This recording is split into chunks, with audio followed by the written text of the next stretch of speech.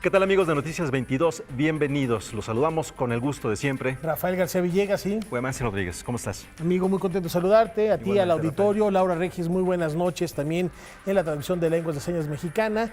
Y un programa donde tendremos de todo: música, clown, ciencia. Quédense con nosotros. Así es, vamos a tener aquí en el estudio dos grandes invitados. Uno es músico y el otro es alguien que ha desarrollado un concepto que entendemos como el teatro de la caricia. Nos referimos a Daniele Finzi-Pasca, este gran artista que va a estrenar en el Centro Cultural Helénico Bianco su Bianco, una obra que ya presentó en México. Y también va a estar aquí en el estudio Horacio Franco, un viejo amigo de Noticias 22 y de Canal 22, un gran músico que ya nos da una sorpresa, ya les diremos de qué se trata. Celebrando un importante aniversario de su carrera, y además estaremos platicando, y de esto va la pregunta en esta ocasión, del concurso, la competencia nacional de robótica rumbo al Encuentro Robotics 2018. Pero esto también nos lleva a otra pregunta y a otra reflexión. ¿Qué vamos a dejar en manos de los robots o de la inteligencia artificial? Digamos, ahí lo tienen ustedes en pantalla. El arte, el trabajo, la guerra, ¿qué dejaremos en manos de los robots en el futuro? Y esto también tiene que ver no solo con el encuentro de robótica, esa competencia para ver qué robots son más poderosos, sino con otra propuesta que les tenemos esta noche que nos llega desde España, porque ya se está haciendo no solo música, sino también pintura y escultura a través de inteligencias artificiales. Bueno, de esto va nuestro comentario y comenzamos. 父の死とか母の死とかいうと固有の死になると悲しいとか寂しいとかそういう感情だけで話が終わっちゃうんですよ、ほとんど。で実際僕もすごい悲しかったわけだし、でも例えばこういう作品する時っていうのはもう少し掘り下げなくちゃいけない。でそういう時に固有の死ではなくて死自体は何かってことを考える時に、ある人間の死というよりかは死にようがないバーチャルのキャラクターに死を語らせたり、死をメタファーというかモチーフに死とは何かっていうテーマで作品を作った方が、その本質、死とは何かっていう本質に迫れるんじゃないかと思って使ったんですよ。何か今は情報がすごくたくさんあるからインパクトを生み出すのはすごく難しいんですね。で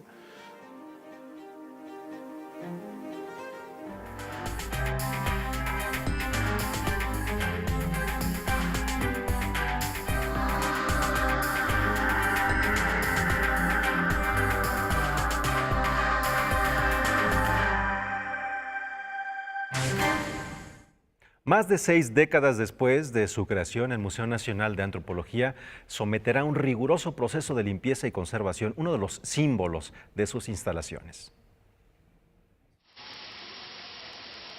Desde su inauguración hace casi 64 años, el paraguas de la fuente monumental del Museo Nacional de Antropología no ha sido limpiado. Ahora, gracias a la gestión del patronato del museo, 2 empresas se han comprometido a limpiar el paraguas y absorber el costo que implique el proceso. El día de hoy empezamos de manera formal los trabajos de limpieza del paraguas monumental del Museo Nacional de Antropología. Estaremos trabajando sobre la base de 2 meses, es lo que creemos que se llevará. Las empresas que colaboran en la limpieza del paraguas son Praxair y Karcher. La primera ha donado en especie 3 millones de pesos en 170 toneladas de hielo seco. La segunda participa con el sistema de inyección de hielo seco. La técnica fue creada hace 10 años, se llama Ice Blaster y aplica partículas de dióxido de carbono con presión controlada. Karcher ya ha colaborado en la limpieza de monumentos importantes como el Monte Rushmore en Estados Unidos o el Cristo Redentor en Brasil, entre otros. El arquitecto Ramírez Vázquez diseñó la fuente con el claro objetivo funcional de permitirnos transitar por el patio central, dándonos la sensación de estar al aire libre, al tiempo que estamos resguardados de la lluvia y del sol. Es símbolo del árbol de la vida de nuestro pasado. Por medio del apoyo a este gran proyecto de conservación, el patronato reafirma su misión, que es la de apoyar la conservación y difusión del museo, así como promover la preservación, restauración y modernización del patrimonio histórico de México. El proyecto del mantenimiento del plafón del paraguas ha sido propuesto, desarrollado y aprobado por el Laboratorio de Conservación del Museo. La intervención será en 6.711 metros cuadrados del recubrimiento de aluminio. Terminada esta limpieza, comenzarán las actividades bianuales de conservación del fuste de la fuente, cuyo diseño fue creado por el muralista José Chávez Morado. Pues enhorabuena que haya este trabajo 64 años después. Tal vez no lo notemos, pero se trata de una sombrilla de aluminio, o sea que no tiene absolutamente ningún brillo con el paso de los años, y eso es lo que van a limpiar para dejarlo tal y como cuando fue inaugurado este espacio, que es maravilloso. Me platicabas ahorita, Guaman, mientras veíamos la nota, que va a ser con hielo seco, que es el elemento que se va a usar para limpiarlo, precisamente para no desgastar la pieza y que pueda seguir manteniéndose como parte de este patrimonio de México y el mundo. Bueno, rápidamente les cuento, a propósito de esto que mencionas, Rafael, lo que se veía allí están unas mangueras y un gran contenedor. Bueno, eso en realidad lo que está generando es aire. Hay un par de unidades en donde se llena de hielo seco, que son unas cosas pequeñitas que pareciera como unicel, bolitas de unicel, y eso se va procesando en esa máquina. Entonces son unas partículas muy pequeñas con la presión del aire que van quitando poco a poco pues las capas de óxido y de polvo y todo lo que se acumuló. Excelente y necesario. Y ya que estamos hablando de patrimonio, como cada lunes los invitamos a conocer cómo avanzan esos trabajos de restauración precisamente de los edificios del patrimonio cultural de México que se vieron afectados por los sismos del año pasado.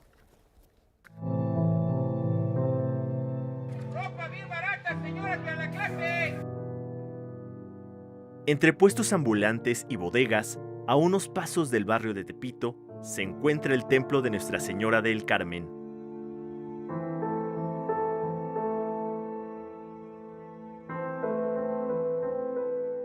En lo que es hoy la Plaza del Estudiante, en el número 8, en el centro histórico, la Orden de los Carmelitas Descalzos decidió asentarse. Llegaron a la Nueva España en 1585. Es impresionantemente relevante la fundación de este lugar como sitio primero de los carmelitas, porque es la primera fundación de carmelitas descalzos en toda la Nueva España. Entonces, bueno, sufrió una serie también de avatares a lo largo de los siglos, fue expandiéndose, de hecho llegó a tener grandes dimensiones. La iglesia era muy grande, no es la que vemos en la actualidad, y llegamos finalmente al siglo XIX. Las leyes de reforma también hicieron de las suyas aquí en este gran conjunto. La mayoría del predio, del gran solar de los carmelitas, que existía desde el siglo XVI y que se fue ampliando, fue lotificado en parcelas, vendido a particulares. La iglesia grande fue demolida y la iglesia actual de la Virgen del Carmen ocupa lo que fue una capilla del conjunto, que era la capilla dedicada a la Tercera Orden Carmelita. Los daños que presenta el templo son visibles, ya que datan de sismos pasados, como el de 1985. Hemos tenido asentamientos diferenciales muy importantes, incluso pareciera que pudiera haber por aquí abajo fallas geológicas también, que han partido en dos al inmueble en el sentido transversal. Lo vemos una gran grieta en el piso que de repente cruza, digamos, de manera transversal todo el templo, continúa por los muros y llega hasta las bóvedas. Entonces tiene ya muchas afectaciones estructurales, digamos, históricas. En las pechinas y en la cúpula hay humedades por filtraciones generalmente provocadas por esta ruptura de la mampostería y la filtración del agua. Y en los últimos sismos de septiembre, por fortuna, la mayoría del inmueble de lo que corresponde al templo se mantuvo en buenas condiciones, o bueno, es decir, en las mismas condiciones que como estaba.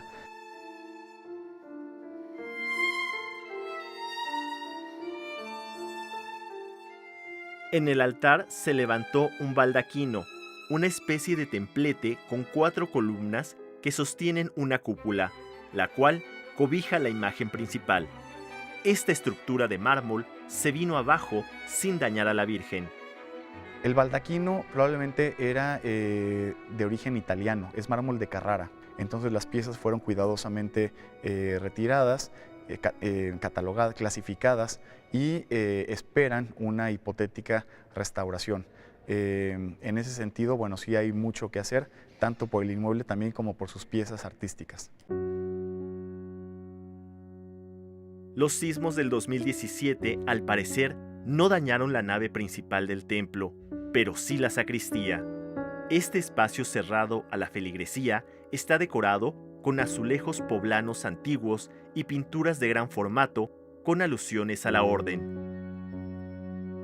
Hubo necesidad de unas muy pocas de hacer inyección.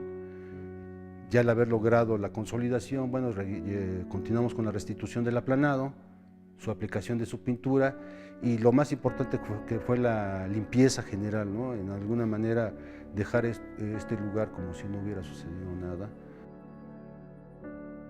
Actualmente, el templo de Nuestra Señora del Carmen se encuentra abierto al culto y espera que los recursos lleguen para poder intervenir las grietas históricas que presenta.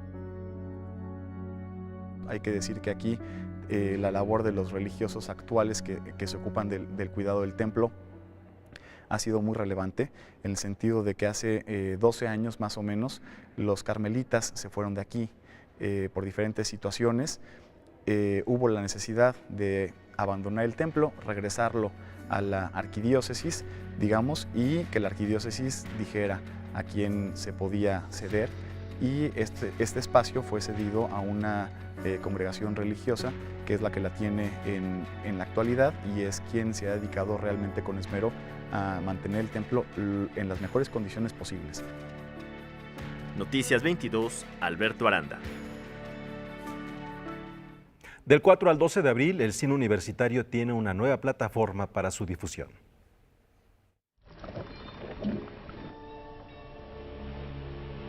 El cine crítico y reflexivo será el eje temático de la 13ª edición del Festival Internacional de Cine Universitario Kinoki, que organiza la Universidad Iberoamericana y que este año tiene como país invitado a Cuba. Estamos justamente a 50 años del 68, se vienen las elecciones, pues la verdad vemos las noticias a diario y siempre hay algo de qué hablar, sobre todo en países latinoamericanos, por eso es que nuestro país invitado es Cuba.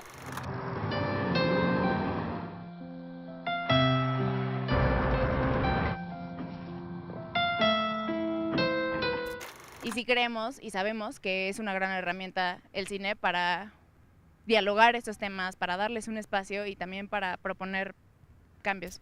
Durante el festival se ofrecerán conferencias que abordarán las siguientes temáticas: cine como arma social, las series cinematográficas, el papel de la mujer en el cine y el cine como herramienta de inserción social. Además, habrá talleres impartidos por personalidades de la industria. Bueno, en esta edición vamos a tener varios documentales de directoras mexicanas. Está Batallas íntimas de Lucía Gajá y Muchachos de Juliana Fanjul. También vamos a tener proyecciones cubanas. Tenemos un clásico que se llama Soy Cuba, del 1964, donde retrata Cuba de una forma muy estética. De hecho, fue un parteaguas en la fotografía del cine en general. Y nos retrata la Cuba de Batista hasta Fidel Castro, con 4 historias diferentes. También tenemos Sweet Havana, que es un documental del 2003, que nos retrata también cómo vive la gente en Cuba.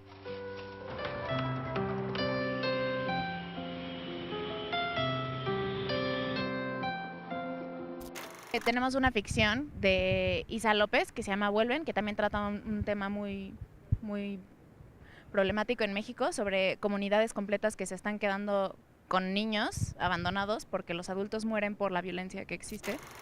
Kinoki se llevará a cabo del 4 al 12 de abril. La programación completa y las sedes alternas pueden consultarse en la página www.kinoki.mx. Noticias 22, Karen Rivera. Es momento de hacer una pausa, pero antes de ello queremos compartir con ustedes algunas de las preguntas o de las respuestas a nuestra pregunta en redes sociales. Con el hashtag Noticias22 ya nos contesta Paco Mares, ahí lo vamos a ver ahorita en pantalla, a propósito de las funciones que ocuparían en un futuro con el desarrollo científico, la inteligencia artificial y los robots. Sería ideal los trabajos peligrosos y pesados, aunque actualmente en la industria automotriz ya hay actividades que realizan aunque esto crea un problema social con el desplazamiento de la mano de obra humana. Es el comentario de Paco, y tiene mucha razón Paco. Hay que recordar, por ejemplo, qué es lo que ocurrió en la Revolución Industrial con el movimiento social detonado por Ned Ludd. Sus seguidores los llamaban los ludistas, y lo que estaban en contra era de todas estas máquinas tejedoras que hacían lo que muchas personas, crear textiles. Entonces en las noches se metían y rompían todas estas maquinarias, una de las respuestas que provocó esa tecnología de hace poco más de 200 años, ¿no? ¿Crees que nos lleguen a cambiar el floor manager alguna vez? Eso cambiará mucho la televisión, seguro. Vamos a una pausa, hay más en Noticias 22.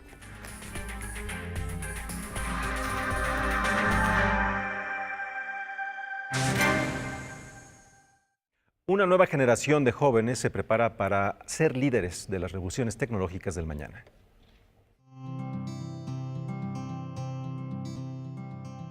Este sábado se llevó a cabo la cuarta Feria Regional de Robótica en los 32 centros comunitarios de capacitación y educación digital Punto México Conectado que se ubican en el país. Este magno evento tecnológico es impulsado por las Secretarías de Comunicaciones y Transportes y de Educación Pública, así como por la Fundación Robotics, la escuela de robótica para niños más grande de América Latina. El día de hoy en los 32 estados, en forma simultánea, están arrancando las competencias. Aproximadamente 3.600 niños están compitiendo el día de hoy en los 32 estados, resolviendo el mismo reto. Y a nivel nacional son más de 40.000 competidores, porque también tenemos escuelas públicas que estarán pronto haciendo esta feria, escuelas privadas, centros comunitarios. Empecé a ver lo de robótica aquí y fue mi primer concurso. La verdad, yo no sabía yo no tenía esperanzas de ganar segundo lugar y dijeron mi nombre y me quedé sorprendido. La metodología de Robotics está orientada a la resolución de problemáticas reales. Por ese motivo, en esta edición se le planteó a los participantes un reto: salvar una de las especies endémicas de México. En la sede Iztacalco, el ajolote fue el objetivo, mientras que en Baja California los niños aplicaron su talento al rescate de la vaquita marina. Según datos de la ONU, esta generación de niños es la última de la cual hay una esperanza de que pueda resolver el reto del cambio climático. Y sin ellos, y si no los involucramos desde chicos en conocimientos aplicados a la realidad, no se ve mucha esperanza de que como humanidad podamos resolver retos ambientales como este. Están preparados con un nuevo chip, y ese nuevo chip es un chip no solamente de tecnología, sino de acción social responsable y de innovación. Los primeros lugares de las eliminatorias estatales obtuvieron su pase a la Feria Nacional de Robótica, que tendrá lugar los días 2 y 3 de junio en la Ciudad de México. Los ganadores de esa última fase tendrán la oportunidad de viajar al paraíso tecnológico de Silicon Valley. Para Noticias 22, César H. Meléndez. Bueno, les mencionábamos al inicio de este espacio que tenemos un par de invitados de lujo. Vamos primero con Horacio Franco, que ya está con Rafael García Villegas. Gracias, Güemansin. En efecto, qué honor recibir en esta su casa a Horacio Franco, que está de manteles largos celebrando nada más 40 años en los escenarios. Empezaste a los 13, Horacio, también eso es trampa, en el Palacio de Bellas Artes. Empecé a los 13, bueno, mi primer concierto sí fue a los 14, ya había cumplido 14. Okay. Estoy sí de manteles y de manga larga también después de mucho tiempo, pero bueno, sí, parece increíble que el tiempo pase tan rápido. Rafa, es tan... el tiempo es impresionante, no perdona, pero otorga muchas cosas también.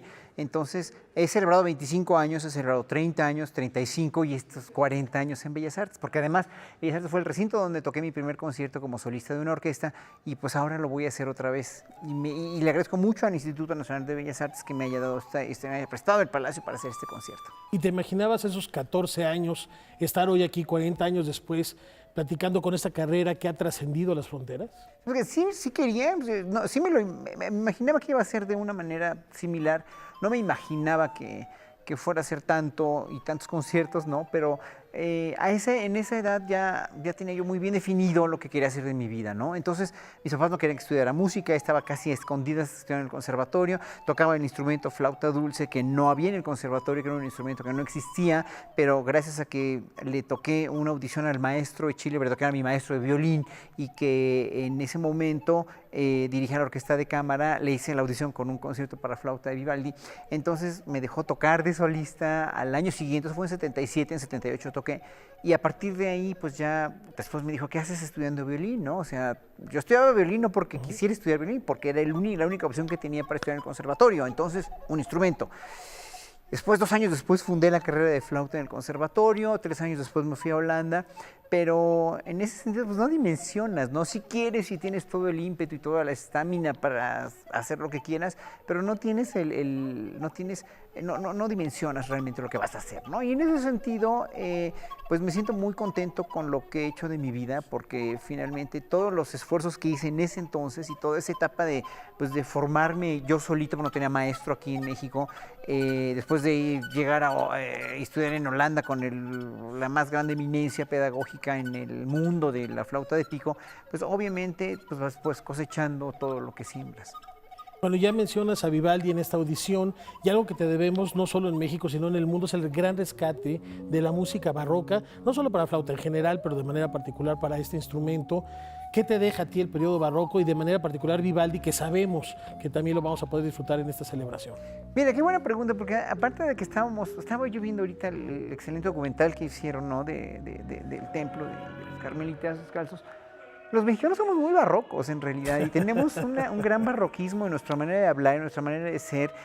Somos muy rebuscados en muchas cosas, ¿no? El cantinflismo no es otra cosa más que un tipo de barroquismo ya posmoderno, dijéramos, ¿no? Pero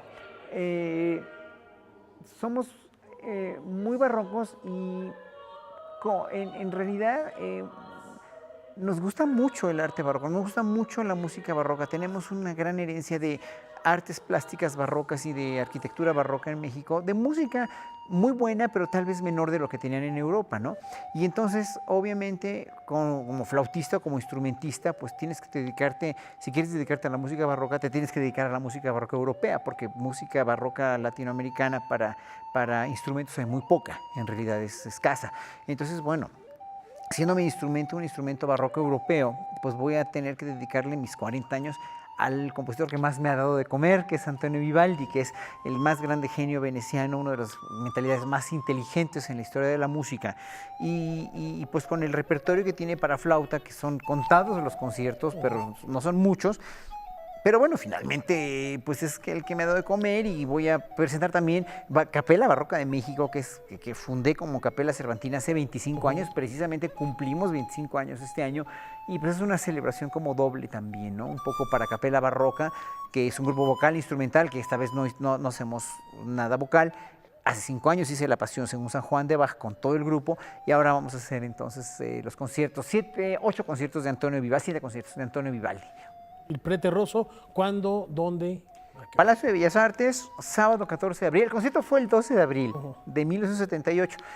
Como hay ópera, tiene una función de ópera y no se pudo el jueves 12 de abril, lo pasamos el sábado 14 de abril, que es un día más favorable, creo yo, a las 7 de la tarde. Los boletos ya están a la venta en la sala grande del Palacio de Bellas Artes, están en Ticketmaster y en la taquilla del Palacio. Y nos cuentas, Horacio, que es difícil dimensionar, era difícil en aquellos años dimensionar dónde estás hoy. Hoy la pregunta es, ¿qué sigue para Horacio Franco después de 40 años en el escenario? Pues mira, para mí después de todo lo que he hecho muchas cosas, ya a veces no me acuerdo ni si estuve o no en un lugar, no de repente, o qué hice, o cuántos conciertos he hecho, o cuántas veces he tocado estos conciertos, ¿no? Pero lo que sigue es seguir creciendo y no creerme que ya llegué a donde tengo que llegar, sino seguir haciendo muchos trabajos o sea, obviamente haciendo adaptaciones de nuevas obras también, de conciertos barrocos para otros instrumentos a la flauta, como voy a hacer como hice una adaptación aquí. Hay 2 adaptaciones de conciertos de violín de Vivaldi en este programa. Y a seguir haciendo proyectos de dirección. O sea, a mí me gustaría mucho meterme ya con música romántica temprana y música clásica tardía. Ya he hecho mucho Haydn, mucho Mozart, pero quiero hacer más Mozart, más Haydn, más Schubert, sinfonías de Schubert que se hacen tampoco en México. Y qué sé yo, pues ahora sí que todo va a depender de cómo se acomoden las fichas de la cultura del sexenio que entra para poder seguir trabajando o no, finalmente. Esperemos que sí, Horacio, Esperemos porque que sí. Tu carrera lo amerita. Y dime, si fueras una melodía cualquiera de estas que has interpretado a lo largo de tu carrera, ¿cuál serías y por qué? A mí me gustaría ser la melodía, a mí me gustaría ser la introducción de La Pasión según San Juan de Bach, porque es algo tan profundo, es algo tan fuerte, es algo tan contundente, tan definitivo, que no deja lugar a ninguna duda, ¿no? Es como la asertividad escrita en música, es esa introducción de La Pasión según San Juan de Bach. Pues que esa pasión se siga alimentando, Horacio. Muchísimas gracias, bienvenido a tu casa. Muchas felicidades por estos 40 años. Se dice rápido, pero son muchísimos. Y nos vemos sábado 14 de abril, 7 de la noche, Palacio de Bellas Artes, el maestro Horacio Franco. Ojalá que pueda estar Canal 22 ahí transmitiendo, porque sería un honor enorme. Vámonos ya, apartadísimo. Muchas gracias. Gracias, Como aquí Horacio. a mis amigos camarógrafos que siempre me tratan tan bien, les digo que están invitadísimos. Ahí estaremos, Horacio. Gracias. Una pausa y más aquí en Noticias 22.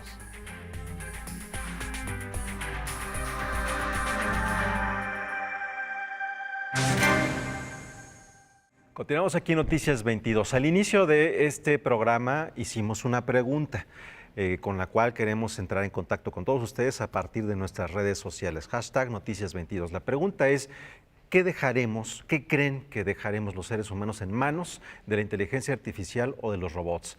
Hay algunos temas, la guerra, el arte, el trabajo, ¿qué? Y todo tiene que ver con esta nota que vamos a compartir con todos ustedes. Sin orquesta, sin actores y sin escenario, lo que están a punto de ver es una ópera sin precedentes.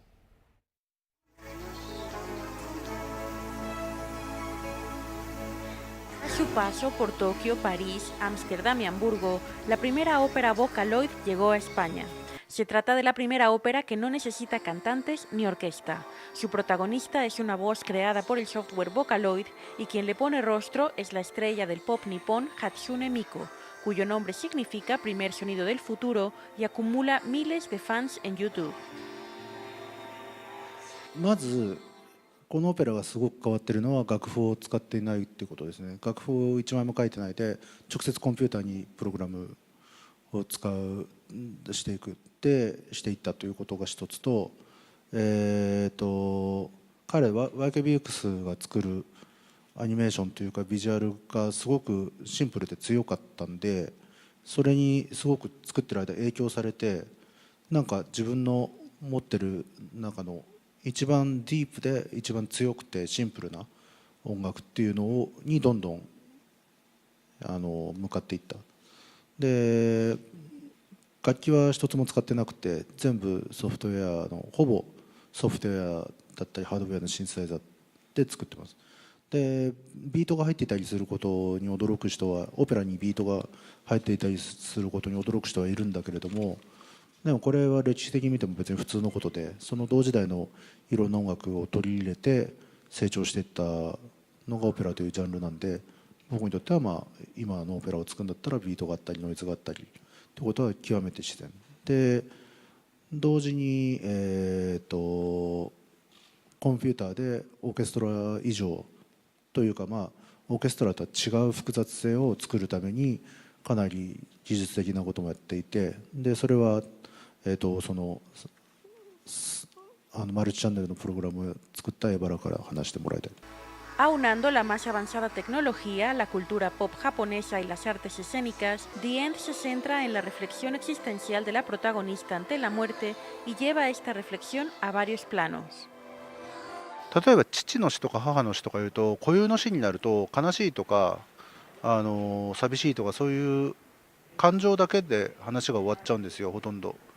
で実際僕もすごい悲しかったわけだし、でも例えばこういう作品する時っていうのはもう少し掘り下げなくちゃいけない。でそういう時に固有の死ではなくて死自体は何かってことを考える時に、ある人間の死というよりかは死にようがないバーチャルなキャラクターに死を語らせたり、死をメタファーというかモチーフに死とは何かっていうテーマで作品を作った方が、その本質、死とは何かっていう本質に迫れるんじゃないかと思って使ったんですよ。何か今情報がすごくたくさんあるからインパクトを生み出すのはすごく難しいんですね。でまず一行で言えるようなシンプルなコンセプトと、あと時間的なギャップだから、すごく古い入れ物に新しいものを入れるみたいなことっていうのはインパクトが生まれることを作ることができるし面白いと思うね。だからこれを例えばテクノロジーなんとか賞みたいにすると、まず若い人しか来ない。でそういう新しいテクノロジーに興味を持ってる人しか来ない。でもこれオペラといえば音楽ファンも来るし、年取った人も来るし、若い初音ミクのファンも来るし、いろんな可能性が広がるし、で第一にオペラは死んだって言われてるんですよね。で死をテーマオペラを死んだって言われたのは、まあ、1950年か60年かな、ピエール・ブレーズが言った言葉だけど、何度もオペラは死んだと言われてるけどオペラは作られてる。だからちょっと幽霊みたいだなと思っていて、だからその死をテーマにした作品をその死んだって言われてるオペラでやるのは面白いと思ったんです。Con un impresionante sonido envolvente y tridimensión en 6 pantallas, esta ópera itinerará por otros países como Estados Unidos y posiblemente América Latina. Para Canal 22 desde Madrid, España, Francina Islas, corresponsal. Hoy la agencia N22 estrena una serie consagrada a la fotografía y por supuesto aquí también la llevamos hasta ustedes.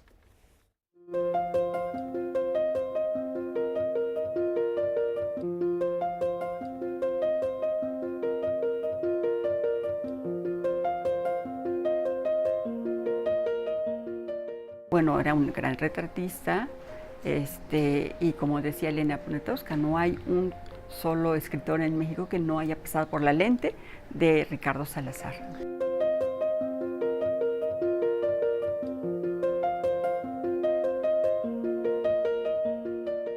Él fue fotógrafo de difusión cultural en los 60s. Tenía una gran composición en su trabajo, desde líneas, elementos externos para poder realizar tanto, digamos, retratos de cuerpo completo como medium. Él usaba una Rolleiflex, sí, de formato 120, un formato 6x6 o cuadrado. Siempre he dicho que ese formato es mágico, ¿no?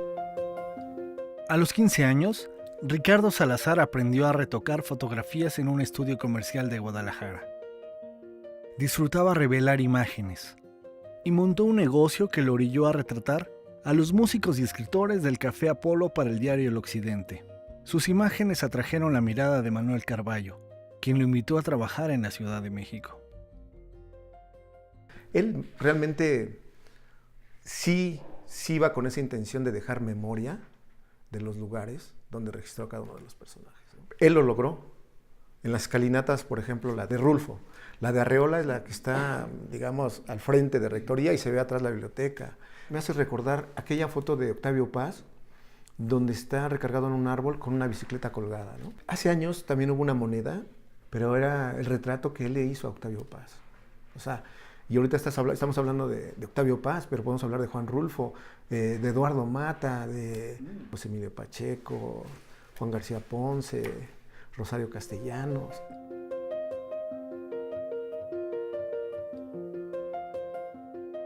Yo creo que una de las cosas que bien logró Ricardo es esa tranquilidad, esa amistad que llevaba con todos ellos. Porque o sea, realmente una cámara, a cualquiera, una cámara impone.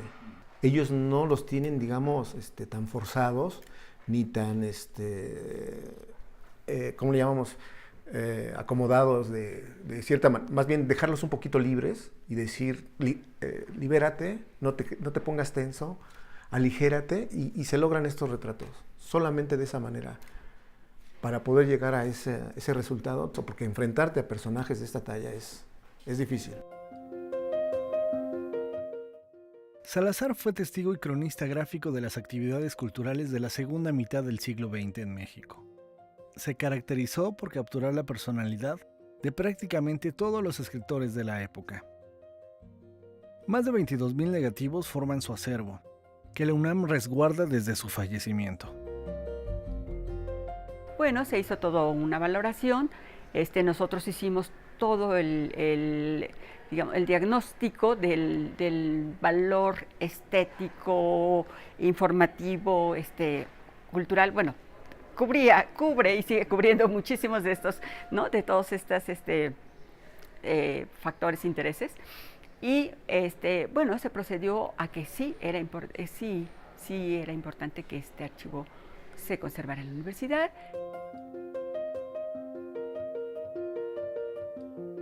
Hoy en día ya lo tiene el ISUE, que le compró a los hijos, a los herederos de Ricardo Salazar, ese archivo, y le están dando la atención y el cuidado cual merece todo ese archivo, ¿no?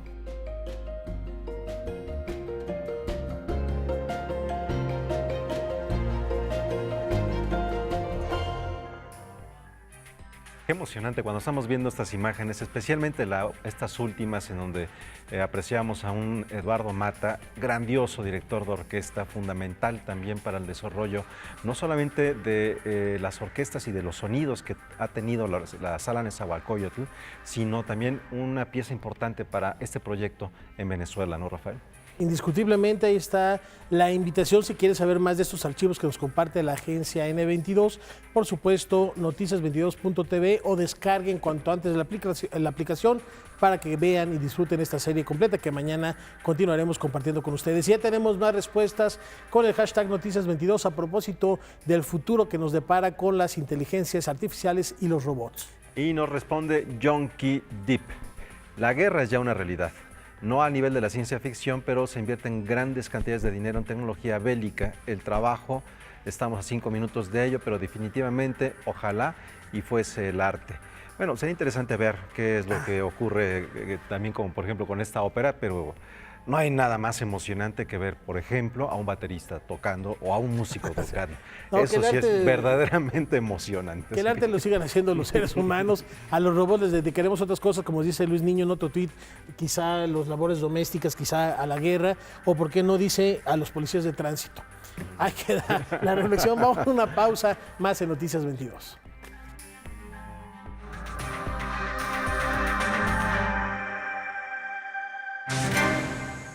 Ya lo hemos anticipado, el legado de Leonora Carrington tiene un nuevo recinto en San Luis Potosí. El reporte de Karen Rivera. ¿Qué tal, amigos de Noticias 22? Los saludo con gusto desde el Centro de las Artes San Luis Potosí Centenario. En este lugar se llevó a cabo la inauguración del primer museo dedicado a la artista y escultora Leonora Carrington. Las celdas de lo que fuera la antigua penitenciaría del estado se convirtieron en espacios habitados por más de 80 piezas surrealistas. Vamos a ver el siguiente reportaje.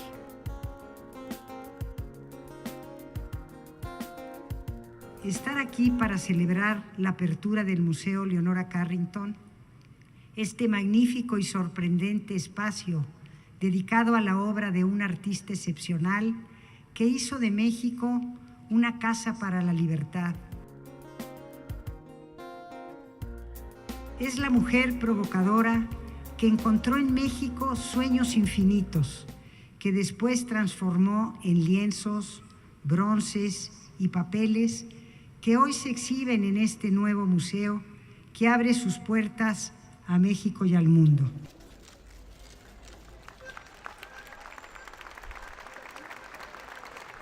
Contamos alrededor de más de 100 piezas en exhibición.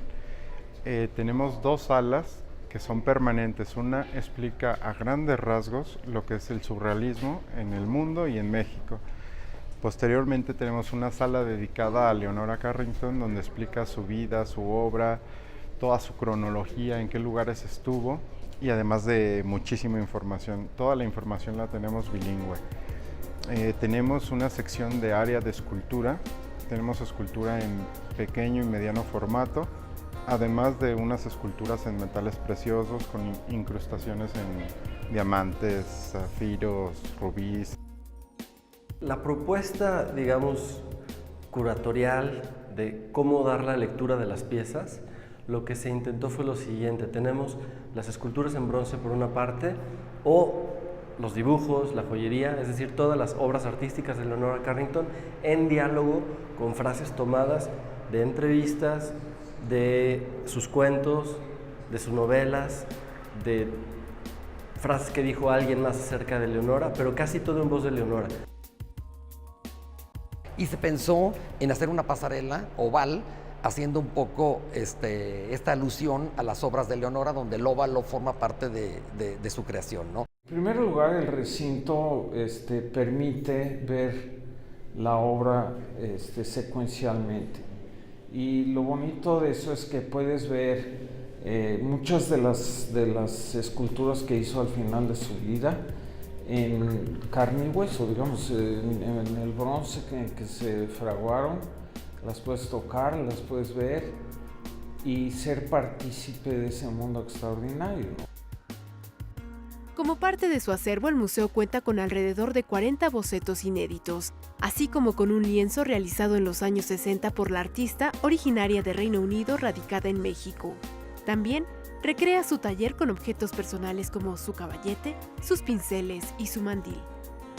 Vamos a tener un Centro Internacional de Estudio y Difusión del Surrealismo y la actividad clave de ese centro va a ser un seminario permanente que se va a llevar a cabo mes con mes y todo en función de un encuentro que se haga al final del año donde se muestran los resultados de todos los trabajos desarrollados dentro del seminario. Una parte muy importante es establecer al museo como un destino para el turismo cultural a nivel nacional e internacional. Convertir este museo en el principal referente internacional del estudio del surrealismo y de la obra de Leonora Carrington es la misión del recinto, que durante todo el año realizará actividades como charlas, conferencias y encuentros. Hasta aquí la información desde San Luis. Ricardo Domínguez, Ramón Ríos y Karen Rivera. Muy buenas noches. Y en esa frontera entre la ternura y la nostalgia, en el lugar donde los héroes pierden, está Bianco Subianco, y es un placer recibir en este estudio a Daniele Finzi Pasca, quien ya se encuentra con Güemancio Rodríguez. Así es, muchas gracias, Rafael. Daniele, un gusto poder conversar contigo nuevamente. Siempre un placer con ustedes. Un placer enorme. Daniele, Bianco Subianco se presentó en la Ciudad de México el año pasado como parte del Festival de Clown en el Teatro Helénico. Sí. Tuvo 2 funciones y estuvo lleno. Yo estuve allí, estuvo lleno y la gente estaba muy, muy emocionada. ¿Cómo es que logras traer esta obra ya en una corta temporada? Porque son 4 semanas las que van a estar, bueno, ¿verdad? Hay una amistad, sobre todo ciertas cosas se hacen así. Desde que Álvaro Eguevich ahora es director ahí, empezamos a ver cómo entrecruzarnos. Hay también Dolores Heredia que puso lo suyo, entonces son amigos y la gana de estar en México, de regresar un poco más seguido. Después de tanto tiempo de estar afuera, de no venir, en los últimos años México regresó a ser una etapa de nuestros viajar teatral por el mundo. El Teatro Helénico también es muy importante dentro de la compañía, ¿no? Bueno, el Helénico fue el lugar donde 24 años atrás llegó por la primera vez Ícaro y ahí se enlazó toda una relación muy estrecha con esta tierra. Y entonces regresar ahí años después es un placer, es como uno hace viaje y a veces como en una espiral te encuentras donde estabas ya. Lo que tenemos en pantalla son algunas imágenes de Bianco Subianco, que es una historia de amor, pero ¿cómo es esta historia de amor, Daniele? Hay una historia, digamos, la historia de amor es una historia de rendición. Al final de cuentas se empieza contando los 2 actores, que son, digamos, hay 2 gigantescos actores, 7 kilómetros de cable, 350 bombillas que reaccionan en una forma como inventamos un sistema que la voz, la emoción de los actores pueda transformarse en luminosidad, en una especie de ola continua de relámpago de luces. Y la historia es sobre la violencia al final de cuentas. Empieza contando de un amigo de ellos, de esos chiquilines que nacen en una casa donde la comunicación se hace a patadas y a golpes y que entonces tendría como desgraciadamente pasa a muchos que pasaron de una violencia infantil la continúan a reproducir también en la edad adulta, desgraciadamente. Y bueno, la historia de amor, como dices, llega y cambia el curso de la vida de este joven. Y todo está contado en una forma un poco surreal, con el lenguaje nuestro que es de imágenes que superponen, de actores que actúan en un teatro, de la simplicidad. Al final es un poco un hermano de Ícaro este espectáculo. Es un hermano de Ícaro, pero también esa acrobacia que ha estado muy presente en varios de tus trabajos ya hace mucho tiempo, también está aquí. Aunque es, por así decirlo, como una acrobacia de cámara. Los 2 son 2 actores que al final, Elena la conocí en la puesta en escena, en la creación de Corteo, era una de las actrices de este conjunto de 50 y más actores y acróbatas, digamos, más que actores, que hicieron parte del primer núcleo de Corteo, el espectáculo del Cirque du Soleil, el primero que dirigí. Y y Ross es un talentazo, salió de la escuela de circo de Montreal, entró inmediatamente en el Cirque du Soleil como uno de los personajes centrales de Love, este espectáculo que estrenó en Las Vegas sobre la historia de los Beatles. Los dos son dos talentos, dos que trabajaron en la compañía de hace años y son una pareja que quería tener un espectáculo un poco más para ellos, una cosa más de cámara. Y así se decidió de inventar para ellos este Bianco su Bianco. Si en Ícaro es fundamental la libertad, esa libertad hacia adentro, ¿cómo se salvan acá los personajes con el amor? Al final de cuentas creo que es la fuerza de la fragilidad, es la solidaridad entre seres frágiles que después es la forma que tenemos para hacer pequeñas revoluciones. O sea, el clown, cuando uno dice clown piensa que sea una nariz roja, que sea... el clown para mí es simplemente el héroe de la fragilidad. Los griegos, los gringos, digo los griegos en su antigüedad con estos héroes que eran casi dioses, vencedores casi siempre sobre cada una de estas batallas inmensas, y los gringos que nos presentan siempre en sus películas gente que le pasan cosas increíbles, que tú le disparan en una pierna y continúan a correr, le disparan en el hígado, estas cosas que a mí cada vez que doy un golpe con el pie, con el dedo ahí en la cama, me parece de morir, me imagino esto, ¿no? Ya con John Wayne, no sé si recuerdan, que llegaban las flechas, se las sacaban, ponían el cuchillo en el fuego para cauterizarse y se iban a caballo todavía. Bueno, nosotros contamos las historias de nosotros, que si te pegas una patada ves las estrellas y las cosas te duelen y los dolores y si sufres. Entonces es la fragilidad que tiene una fuerza cuando seres frágiles se ponen juntos, porque el cristal, que es sumamente frágil, tiene también esta fuerza de la transparencia. En los seres frágiles tú ves adentro y esto te da una confianza distinta en ellos. Como tus personajes en Chekhov. Como los personajes, sí, como seguro, como en Chekhov, como en casi todos mis espectáculos, son muy cercanos a lo que me parece la realidad que quiero.